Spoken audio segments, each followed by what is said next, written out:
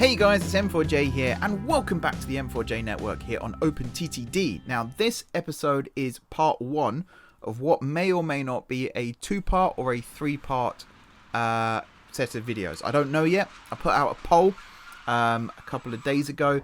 I'm just waiting a little bit longer to see what the results of that are. It shouldn't affect the video length too much with this episode and either the next one or the next two, because I can always adapt the video length to match the audio. But this is something that's been in the works for a while now.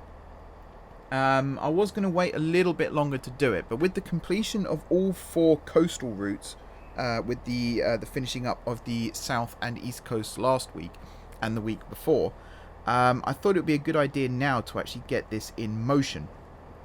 So this is also partially inspired by conversations that we've been having on the Discord over the last week or so. About freight operations and how we do our own freight operations on our own networks and things like that.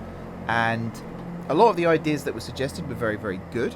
Obviously, the freight sets that I use are not the same as what everyone else uses necessarily, but the ideology is still pretty much the same, which is creating a hub and spoke system. Or a multi-hub and spoke system in my case, where you've got lots of different bases of operations, and then they might radiate out to different industries in and around the area. So, the cargo will start off at an industry. It will then get brought to its nearest hub. From that hub, it may travel to 3 or 4 other hubs around the network, and then from the final hub, it will then travel to its ultimate destination. There's a couple of reasons why that's not been working out for me so far. One of the reasons is to do with cargo generation rates and the day length factor. Now, one thing I've done between episodes is adjust my day length factor. So right now, my day length factor, I'm just getting it up for people because it was asked. Oops, I can't spell. It was asked in the chat, in the Discord, actually, a week or so ago for me. My day length factor is currently 35. It used to be 5. Now it's 35. That may be way too high. I'm pretty certain that is way too high, to be fair. But I was kind of working on a trial and error. I did mention as well in the Discord that provided a very interesting problem for me, which was I forgot that trains only get serviced once they reach their day limit for servicing. And that's based on in-game days, not the hour clock in the bottom corner. It's based by the date, day, month, year, that kind of thing. So I think I had it set to 150, and obviously I then boosted the day length factor, which means there were a lot less days per cycle, which meant that trains weren't going to the depot. They were literally just looping back round and starting their service again, which is not good when you're working on scheduled dispatch. And again, this is kind of an idea that I had a couple of weeks ago that I mentioned for patches, something to add on to scheduled dispatch to make it a bit smarter, because right now it's in technical terms it's a bit of a dumb system in that it just dispatches a train whenever it's told to dispatch a train. It doesn't actually check anything else first. Now, I don't know whether OpenTTD allows something like scheduled dispatch to actually monitor where all trains are within that schedule. The fact that there's a timetable suggests there is a way of monitoring where trains are, and departure board can detect when a train is running late, and it will display delayed instead of on time or en route or whatever it is it says. I think it says on time and then arrived, and then it disappears when the train departs, of course. So yeah, I had to then adjust this service, the number of days of service, and I think I reduced it to its minimum, which is 30. I think that's fixed the problem. It's made me rethink my depot design slightly as well. So between the fake depot and the real depot, on some of my sites, I have waypoints, and the trains go through those waypoints to and from the depot. That's now no longer the case. It was a lot easier to just not have that at all, because then if a train does cycle for whatever reason, it can go depot to depot. It doesn't have to go depot waypoint, and then it can't get back to the depot. And that was causing huge problems across the network with trains blocking other trains. And that's a real problem I'm having everywhere, to be honest. I've actually got a Patreon-only video in the works at the moment, which is me rebuilding Renston Interchange. So currently, the videos you're watching, the station has 7 platforms, but very little operational flexibility. and it's an absolute mess at the western end. All the flyovers and dive unders and things like that is an absolute, it's not nice to look at, to be honest. So I've completely rebuilt the station. It now has 10 platforms. The approaches on both the east and west side have been simplified. I've still got some teething problems with it, but I'm starting to sort of iron out the kinks. And as I said, that will be a Patreon only video, possibly next week. So if you are interested in becoming a patron, so you have access to that video, follow the link in the description. It gives you all of the details. Anyone at any tier is eligible to watch Patreon only content. There's no tier limit on that. So feel free to support the channel if you wish. It's always appreciated. But yeah, to get back to subject then, this is one of several new freight depots that are being built across the map. And this one is arguably the biggest so far. It's the most spread out. Originally it was going to be a single station, but you'll see at some point during the recording, I actually have to split it into an east and west because I reached the station spread limit. And I went into the settings to try and increase the spread limit, and I couldn't because I'd maxed it out. So, I'm trying to remember the name of it. I know it abbreviates to BFFT. Again, I've got the game open in front of me right now, so let's scooch on over there. And as I said, it's the biggest. It's the biggest by far. Now, this was inspired by a question from Wootopia, which was about building freight depots with eye candy. And I had a look at a particular... In fact, the one that Wootopia linked, I had a look at on Reddit. And I loved it. I saw it a couple of days prior, and I really loved the design. And it was already getting the creative juices flowing. But as soon as a viewer asks you to do something like that, you've got to rise to the challenge, haven't you? So it's based on that design. I wouldn't say it's close to that design necessarily. There are some factors that aren't quite the same. I wish I could hide the grass areas. And again, you'll see that towards the end. There's like these green grass bits under the track. And I'm not a huge fan of that. So there might be a way to hide that. If there is, I'll do it. But the reason why this freight terminal is so special compared to some of the other ones I've built is it's the first one designed from the ground up to actually work with all the different cargo types. Now, not all of them are covered. There are some that are missing still. So, for example, mail isn't on here. Passengers, obviously, isn't on here. And I think there are some others. I'm trying to think off the top of my head, actually. And they're not all uniform. They're not all the same size. There are some logistics problems. So, for example, if you're approaching from the north, you can't loop around easily. You have to go through one of the reserve tracks, which you'll see in a second. But overall, I'm pretty happy with the design. I think it works really, really well. It's not just a freight terminal. It's also... it's not just a rail freight terminal. It's also got piers, docks for ships. And it's also got 2 road depots, one on the northwest corner and one on the northeast corner. I've not bothered making the road side of it look that good, to be honest. I just want to make it functional and practical. And it's also got a... so I'm going to call it a freight terminal from now on, because I've also got a freight train depot built to the north of the terminal site, which can also service ships as well. The idea is not only is this going to be the rail terminal for the southeast corner of the map, it's also planned to be the shipping terminal. So I've built a canal from the massive lake that I've built this terminal in that connects up with the east coast. And I might even build a canal that links up to the lake just to the north as well. So there's a lot of oil rigs and things around here. I'm going to delete the ones that are in the lakes themselves. Maybe keep some of the fishing grounds, but get rid of the oil rigs and just use the ones on the coast. And yeah, it's meant to be the southeastern portal for freight in general, really, whether it's done by ship, boat, or rail. There's no real reason to build a freight airport down here. There will be some in the future that will have airports attached. Guard City South will have an airport, and therefore some of the freight hubs within the air range of Guard City South will also have airports as well. But it's not a huge, it's not a huge requirement, shall we say? So yeah, this is the largest freight terminal on the map. It's not going to be the biggest overall once the other ones are built. I'm sure there'll be a central freight terminal that will be even bigger than this. But yeah, as I said, the inspiration was from that Reddit post that was shared on the Discord. But I also had a look at some real life examples as well, particularly around the UK.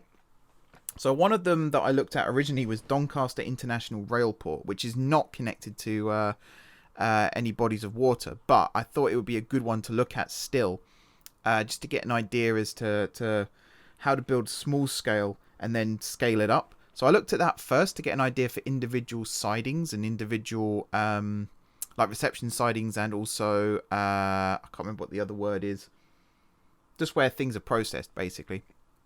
And then I had a look at Felixstowe, and Felixstowe is really the inspiration for this. Now, those of you who might have watched my New Guard City series on City Skylines, you might have seen the last episode in that series, unfortunately, which was me building or the last few episodes of the series, which was me building a new freight terminal there as well. And I for that one, I had these like piers that stuck out into the sea, and ships would come in and dock on those piers, and then there'll be rail directly connected to that. Now, I wanted to do that as well here, but I wanted to keep the RoRo system that we've got across the rest of the network. So RoRo is roll in, roll out, which means the train doesn't need to change direction or anything like that. I think it's also known as the merry-go-round system here in the UK, and it just felt like a better design for lots of different reasons. I was toying with the idea of just having dead ends and traverses at the end to make it look like the loco could run around the train, but I just like the idea of keeping things constantly moving, because some trains have the ability to run through these stations without stopping. They can unload and load without stopping, and that's something that I was also bearing in mind when I was doing this. So, for example, the minerals trains. The minerals is actually the outlier from all of these. So some of them, I might as well talk about the goods that we're working with here. So the easternmost berth is containers and goods. So anything that can go on the back of a flatbed, really, that's in a box. So whether it's goods, engineering materials, or engineering supplies, I think it is, farm supplies, building materials, food as well also goes through there. And there's loads of other, again, actually, let me just, instead of guessing, let me just read them out. So we have, going through here, building materials, engineering supplies, farm supplies, food, goods, and manufacturing supplies, all running through the easternmost. And there are 8 tracks, 4 in the north, 4 in the south. It's set up like Guard City North and South, where trains, if they approach from the south, they can only leave north. There's no way for them to double back on themselves, which is where one of the looping problems comes in, which I'll talk about a little bit later. I got to remember, I'm actually recording at least 2 episodes here, so I can't talk about everything in this episode. So some things I might leave till the episode after. But yeah, it's 8 tracks, as I said, 4 in the north, 4 in the south. Bidirectional, so all tracks can accept trains from the north and the south. And yeah, whichever direction you enter from, you will exit in the direction that you're facing. I've tried to jazz these up a little bit as well by using the, I want to say, ISW platforms. I think that's right. If it isn't, I'm sure someone will correct me in the comments.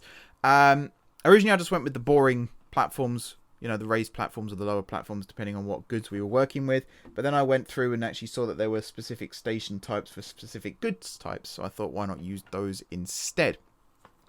So the next one in from the right is metals. Now this again is it's split into 2, but it isn't at the same time. So both sets of platforms, north and south, can accept metal, because metal is the only one in the game, and also scrap metal. Now scrap metal in the past has been counted as a mineral, but this time I'm counting it as metal. So the top platforms, I've used the steel eye candy platform tiles, and the southern ones I've used the copper. Now I think both will get filled no matter what platform is used. So if a train arrives in the northern platform, there'll be steel and copper appearing, because it's just metal. The top ones have been made to look a little bit more industrial. They look more like a steel foundry, that kind of thing, even though no steel is actually manufactured here. It just makes it look a bit, grittier and realistic. The southern ones are just bare platforms right now, but that could be changed in the future. And again, the platform set that I've used here might not necessarily be the one that I end up sticking with. I could download some more in the future and rebuild the station to match. We will see. The next one in then is minerals. Now this is the westernmost set of platforms for the easternmost terminal, if that makes sense. So the overall terminal is Brudworth Falls Freight Terminal, but it is split into west and east. So there's 3 islands on the east side and there's 3 islands on the west side. That's how it's been split. And the minerals one works differently to all of the other islands. I'm just going to use islands from now on. The mineral island works differently to all the other islands in that there are 8 platforms still, 4 in the north, 4 in the south. However, the 4 northern ones are specifically for unloading trains, and the 4 southern ones are specifically for loading trains. So there is a parameter built into the signals that I've added that detects the train's load percentage. And if it's above 0 at all, it will go to the unload platforms. And if it's below 0 or equal to 0, because you can't really be below 0 in this game, then it will go to the southern platforms and it will load.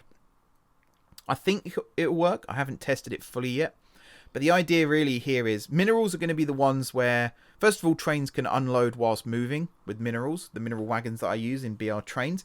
And secondly, in real life, you've got the merry-go-round system is mainly used for mineral trains. So whether it's biomass, coal, iron ore, ballast even, and aggregate and limestone and things like that, it tends to be unloaded and loaded whilst the train is in motion, which is something I wanted to keep here. I don't know how that works still with the signaling that I have got, but I might have to rebuild certain sections in order to make it function as intended. But that's the theory anyway, that's the plan. So now the way that the operations here will work is you'll notice later on in the little mini series that we've got going here that when I build the freight depot up in the north, I include a set of sidings.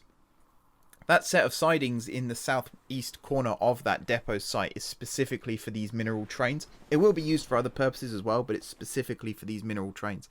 So they will come into the depot, they will unload, they will then head up to those sidings, where they will either be refitted or they will sit for like 5-10 minutes, we'll see, maybe even an hour or so, and then they'll come back to the freight terminal, fill up on minerals again, and will then continue their journey. So every single mineral train will unload and go to storage and then come back and load up again. And that's to make sure that if you do end up with crossed minerals, so if you have one wagon that's got coal, then the next one's got iron ore, in reality, you wouldn't just fill that up. You're like, this one's coal, this one's iron ore. You would kind of delegate it a bit better. To be honest, you wouldn't mix minerals in real life. You'd have one train carry, one type of mineral. I want to do things a little bit differently here, just to save on some trains. But we'll see how that works. I just thought it'd be cool to see trains coming in and unload. I really like the look of the unload station, actually. It looks really, really cool. I want to try and find a load station that has hoppers over every tile rather than the one I'm currently using. Although, again, if you've got a train that's constantly moving whilst it's loading, then that might not be an issue. But we'll see how that works out.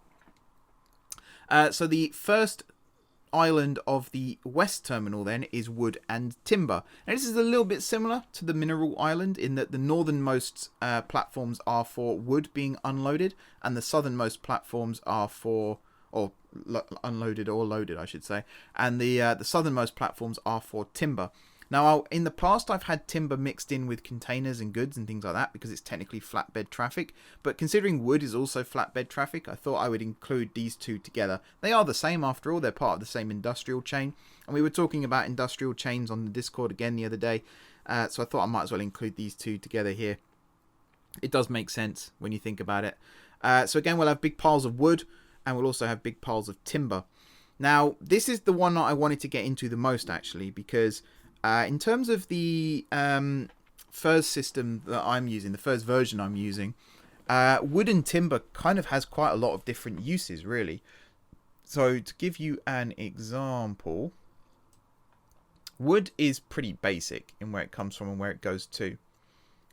So it comes from a forest and it can go to a sawmill, a paper mill, ironworks, or a tar kiln. Now, I'm not sure if that's...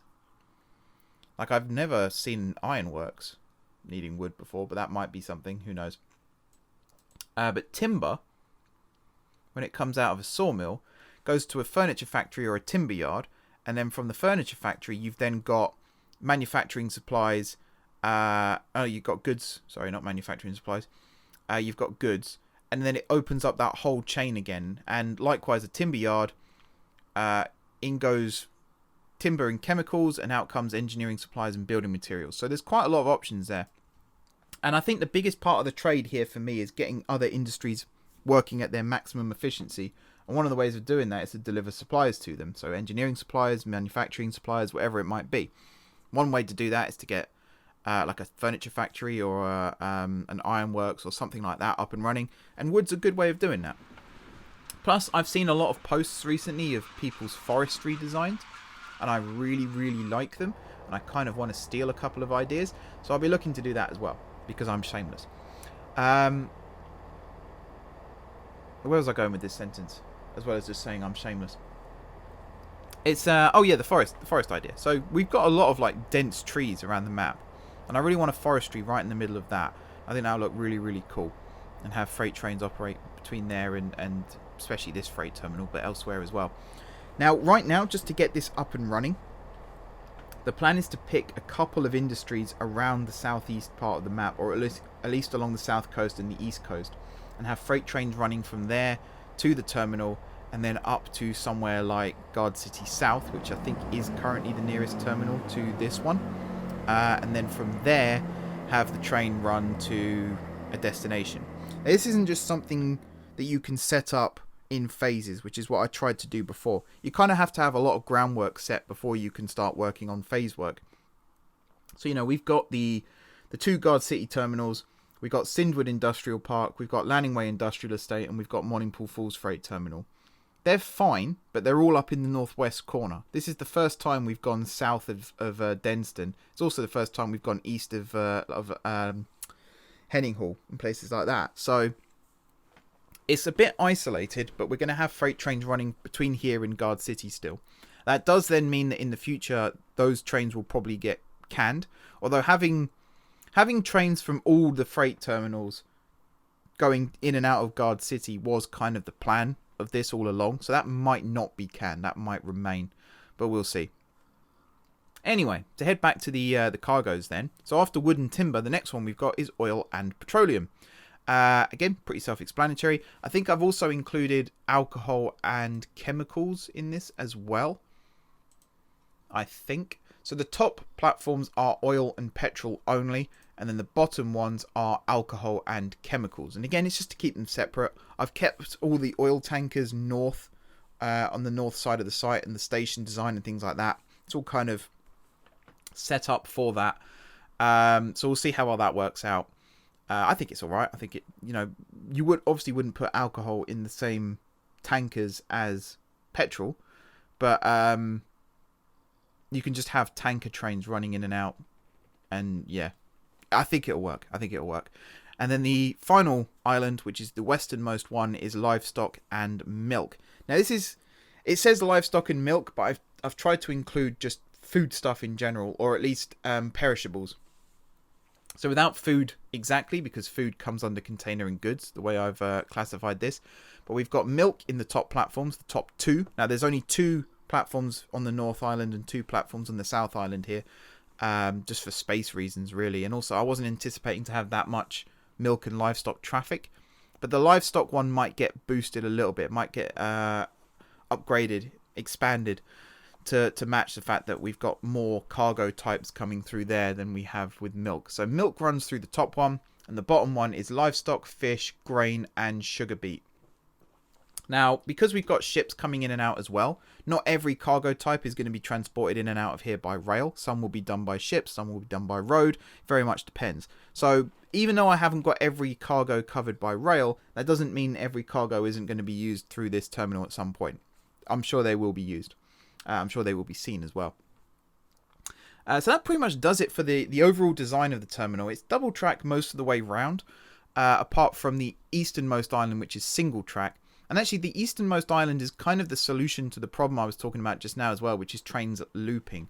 So right now, if you're coming in from the south, which I anticipated most trains would be doing when they're coming into this terminal, then you can loop around no problem. So you can go in or out of the individual islands, and then you can loop back on the northernmost set of double track, and then you will come down the western side, and then you can exit to the south again. If you're coming in from the north, though, you can loop around the container and goods section and the metals section, no problem. But to get to minerals, you have to go down or you have to go west along the northernmost tracks, then you have to go south on the westernmost tracks, then you have to go east on the southernmost tracks into the minerals section, and then you can't reverse, so you have to go north again, which means technically the only way to exit at that point is to go through the depot, which I think I've set that up as a thing you can do. Alternatively, you loop around again and then you go through the center track on either the metals or the container and goods island, and then you can exit north that way. I think that'll be the one that most trains end up using. It's not the end of the world. It's 20 miles an hour, the speed limit all the way around here. So it is a little bit long to go all the way west, south, and then all the way east again. But it's also not the end of the world. You know, it does still function. I was considering this when I was building it, whether it needed a rebuild or not. But I think overall it should be fine. It shouldn't be an issue. If it ends up being an issue, then we'll have to see. But having train movements in the same direction constantly, it's almost like a conveyor belt at that point, so it shouldn't cause too much traffic, but again, we'll see. And yeah, having that double track on the western side was purely for looping reasons. It's also for depot access. Having the depots here was a lot more beneficial than having them elsewhere, because now trains can literally leave the depot, run straight to the freight terminal, or run to the nearby industries and then back to the freight terminal. And I think it just speeds up the process, makes it a lot better, to be honest. And yeah, I'm going to end this episode by talking about a little bit of freight news. Bloody typical, though, but I wanted to talk about freight news this week. I was going to do it anyway because I knew my magazine was arriving this week, and they haven't actually got a freight section this month. For the first time in probably a year, they haven't had a freight section. So I was considering going back to last month and just reviewing that instead. But then I actually saw there was some freight news sort of dotted around all the other sections here. So I'll talk about that. The first bit of news that I would like to talk. That's not even a sentence, is it? The first bit of news that I would like to talk about regarding rail freight is this modern solution that we seem to be coming up with over the last few months, but also the last couple of years. And that's taking former electrical multiple unit passenger stock and actually converting it for freight usage.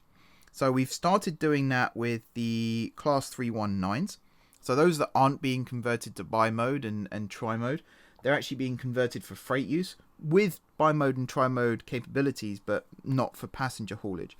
First of all, I think that's an awesome idea. I actually think some of the old parcel platforms at stations might be brought back into use now, specifically for this new logistics network that we've got being built. I think also some old, I want to say networkers, but I don't think that's right at all. Oh, I had it in my head a minute ago and I've completely forgotten what the other train type is. Again, someone will tell me in the comments. Someone always tells me. But this month, the news is that the first class 321 unit has now been converted. So Eversholt Rail are working on the conversion. So it hasn't actually been converted yet. It's in the process of being converted. They're working on conversion of a class 321 EMU into a demonstrator unit for a low carbon alternative aimed at the expanding parcels traffic market. Now this is where the demand is. You know, we're not going to be seeing these trains carrying coal or biomass or anything like that. It's not what it's for. You know, usual rail freight will cover that, and unfortunately there will be some lorry traffic involved in that as well. But this is going to be really good for the parcel, like the courier service basically that we have here in the UK now. So if you order online anything, the chances are in the future it will be delivered to you at some point using rail. So it'll always be a last mile on road. You can't avoid that. You can't build tracks up to everyone's house. But to at least travel the majority of the distance by rail rather than road, it's a huge emissions saver. It's also a traffic solver as well, which I think is awesome. There's enough paths in the UK for these trains to operate. The fact that they're converted EMU stock as well, there's no guarantee they'll be travelling at 100 miles an hour, but they have the capabilities for it, were that to be a requirement. And I just think it's cool that we're reusing these old trains. You know how I feel about using old trains. And I would rather see them used for passenger services, but this is a very, very good alternative. So it's basically mail traffic, parcels traffic. Some other items may or may not be used by rail, or at least by these trains in the future. But I think it's a really, really cool system that we've got going here now. And hopefully it is successful and leads on to bigger and better things. What would be really cool is if when High Speed 2 opens, we run a similar project to what France did back in the 90s and early noughties with the La Poste service. I've probably butchered that pronunciation, but you know, the TGVs that were designed specifically for parcels traffic. Now, I think they've all been discontinued because of road. But again, I think the ability to bring something like that back is very much there. Particularly now everyone's very eco-conscious. I think those trains right now, were they to be built, would be seen as a really, really good initiative. So I'd keep an eye on that. You never know. There's a lot of old TGV sets that are being retired right now. Maybe they could be converted. Who knows? But we know that they're capable of high-speed travel. They may not be as fast as the passenger trains, but they could at least match most of the speeds along the main lines. And they're so much faster at that point. If you're traveling over 100 miles an hour, you're already beating road. Even if you've got to wait for a lorry at the end of the journey, you're still probably half a day ahead of where you would have been if you'd gone by road. And that way you can then get parcels between London and Manchester in 2 hours rather than 3 or 4, which again I think is a very, very good idea and a very good thing. So maybe have one platform at each high-speed 2 station that can be used for parcels as well as passengers, and you might have a solution there. If you connect it up to high-speed 1, then you've got the ability to transport parcels between, say, the centre of Paris and the centre of Birmingham. Who knows? It's just a thought. It'll probably never become a thing, but it is just a thought. There's actually quite a lot of high-speed 2 news this month as well. I'm going to save that for a future episode, because I am going to revisit the high-speed network in the future, and I think that's a very good opportunity to talk about that. Other freight news then, again, it's kind of dotted around all of the other sections of the magazine here, so you'll have to bear with me. I know there was some at the front here, which was good. Where did it go? Ah, yes. GB RailFreight. They like painting their locos in different liveries, and the latest one is the revival of the trainload freight grey and black that was used in the late 1980s. It's actually what I used for my M4J RailFreight livery. It's the canvas for that. So this one, I think, I'm trying to remember what the blue and yellow checkerboard pattern means. I think it's construction, automotive and construction. I can't remember. I think it does actually say here. Oh yeah, this is designed to represent the contribution made by aggregate and construction companies in keeping the country moving. So I think it does carry the construction sector decals. Yes, it does. It does say here. Helps to read, doesn't it? Again, I think that's kind of cool. I never have a problem with looking back to looking forward. There's homages are fine. I think sometimes if we get a bit too archaic, then things become a little bit dumb. But looking back to looking forward like this, and recognizing the past, I think is a really cool thing. It's always nice to see old liveries coming back as well, particularly the good-looking liveries. And I think the RailFreight liveries weren't ugly by any stretch. They were a bit boring, but they weren't ugly. So it's good to see that back. And I actually like this thing that GBRF are doing with different liveries. It adds a little quirk to the, especially if you are a spotter. I'm not a spotter myself, but if you are a spotter and you see a loco coming towards you, you have no way of knowing in advance, unless you know the numbers, of course, in advance. Real-time trains is a good way of finding out that these days. But it's kind of that extra element of surprise where you see what livery the loco's in, which again I think is really cool. Other freight news. Freightliner are running these things called jumbo trains, which is effectively 2 normal trains coupled together. So the example here that they're using, the heaviest freight train ever to run on the West Coast Main Line, 3,840 tons, carrying limestone from Derbyshire to London. It was a 20 wagon train coupled to a 19 wagon train. And I think this is a clever way of getting around the train pathing system, because if there's one path available and 2 trains that need to use it, if you've got the ability to couple them together, specifically when it's freight and you're not necessarily in a hurry, you can do that. And if you have to run them overnight in order to get them from A to B, that's fine. Now this is the first time this has happened on the West Coast Main Line. It's actually a pretty regular thing on the hang on a second. I think the Great Western Main Line, because jumbo trains from Somerset Quarries to Acton Yard in West London have been a feature of Mendip rail operations since the mid-1980s. So it is a regular thing across the rest of the network, but it's the first time something like this has been done on the West Coast Main Line. considering the West Coast main line is the busiest main line in the UK, specifically for freight operations. You've got Daventry International. Is it international? I think it's international. And you've also got, oh God. When you say something and then you realise you don't actually have the info to hand. There are other ones along the West Coast main line. It is the busiest in the UK. So to have two trains being able to be coupled together like this, and also be hauled by a single locomotive, it makes it so much more efficient. So this train was hauled by a Class 70 with a Class 66 coupled just as contingency. So it wasn't actually used. It was just there in case. The other ones that are used... So there was another heavier train that was run recently, which was a few days earlier than this one. So this ran on March 17th. So a few days earlier, there was a train that ran from Merehead to Acton Yard. And that was also using a Class 70, but it was using a Class 70 that was running on hydro-treated vegetable oil rather than diesel. And this is a very significant test because it was to do with emissions testing. And the train was 4,000 tons, so 160 tons heavier than the one that ran on the West Coast main line. It also hauled 2 locomotives as well as the 39 wagons, 106 miles, as part of alternative fuel trials. It's the heaviest train to ever run on the British network, hauled by a locomotive powered by hydro-treated vegetable oil. I don't quite know what the chemical differences are between hydro-treated vegetable oil and diesel. But the good news is that the train ran successfully. It maintained full power in all notches, as well as significantly reducing emissions even with super heavy trains. So that to me suggests that diesel traction may be starting to be phased out. If this is a viable alternative, obviously it has to be a sustainable alternative. So if it's really difficult to create hydro-treated vegetable oil, then it's not sustainable and shouldn't be pursued, in my opinion. But if it is better to use than diesel, then this could be the start of a significant change in rail freight operations in the UK. And not just for rail freight, but also for other diesel traction as well.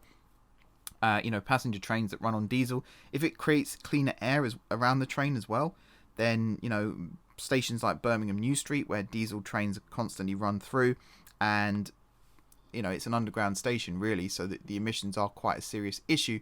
It could be rectified through this, which I think is awesome. It's just good to see that we are making progress. Rail freight isn't my specialty. You might have noticed that by the fact that I'm relying more on what's written in front of me here than my own thoughts and opinions. But I think it's really cool that we are starting to look at these things now. And again, for international rail freight, I don't know how much the Channel Tunnel is being used right now for that.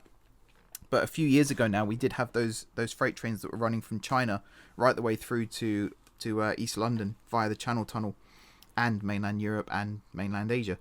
If that's also a viable option now with this cleaner fuel, then, definitely pursue it. If we can get as many vehicles off the roads as possible, then this could be a real game changer as far as I'm concerned. And it's something that I'm going to look to try and replicate in the M4J network as well. Coupling 2 trains together is not going to be that simple because stations are only a limited size, and also signalling across the network has been designed with freight trains at their current size in mind. But the whole idea of trying to get as much traffic onto the rail as possible and off the roads is something that I've always wanted to include in the network, and definitely going to keep pursuing it now as well. So container traffic is also something that is and isn't being used that heavily. So when I was looking up Doncaster International Railport, it was actually built as part of the Channel Tunnel rail link back in the 90s. It opened in 95, I think, or 97. I think it was 95. And it was originally designed to handle container traffic to and from Europe. As it happens, it does still handle a lot of container traffic, but very little of it goes through the Channel Tunnel, which I think is a bit of a shame. But that is something that, the infrastructure is there, so if they ever change their minds on it, it's pretty much ready to go. There might be a few tweaks here and there needed, but overall, it's pretty much ready to go. And that's called future-proofing, which is something else that I think we need to do a lot more of here in the UK. But that pretty much does it for this episode, guys. I don't know how far we've got in terms of the footage. Again, I'll check the poll after I've recorded this audio here, just to see whether I'm doing 2 or 3 videos. I'm kind of hoping for 2, but it might end up being 3. We'll see. But yeah, by the time you guys see this video, the decision will have been made and the cuts will have been made, and also the videos will have been edited. So if there's anything I've missed out this week, feel free to comment on it down below, but it'll be a couple of weeks still before I get around to mentioning it in a video. But yeah, thank you guys for watching. Don't forget to hit the like button if you enjoyed the video, and of course if you're enjoying the series. Drop some comments down below with ideas for future episodes. It's always appreciated. This whole set of videos here came from viewer suggestions, so you know, proof if ever it was needed that I do take your ideas on board and use them in the videos. Besides all that, if you haven't already subscribed to the channel, be sure to hit the subscribe button. If you have already subscribed to the channel, thank you guys for your continued support. It's very much appreciated. And until next time, I will see you soon.